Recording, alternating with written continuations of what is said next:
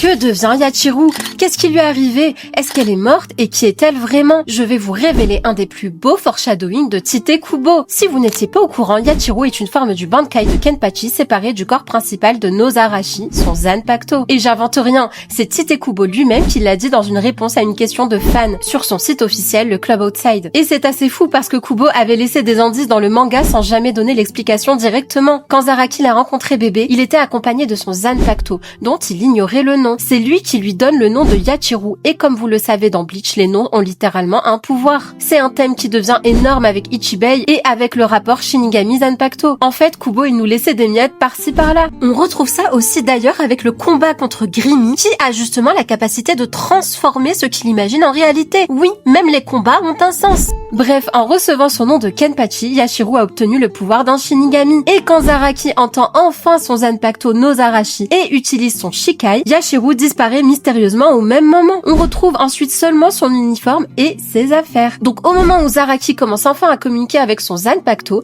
Yachiru n'a plus besoin d'exister séparément de lui. Et elle revient précisément lorsque Zaraki obtient son Bankai, et lui seul peut l'avoir. Et pour finir, Kubo a même ajouté une précision importante dans sa réponse. La véritable manifestation de Nozarashi a l'apparence d'une femme adulte. Et pour comprendre le rapport entre les deux, il faut juste penser à la relation entre Zangetsu et Tensa Zangetsu, puisque un même Zanpakuto peut présenter des manifestations différentes selon l'état de son pouvoir. Alors après tout ça, est-ce que vous allez revoir Bleach différemment?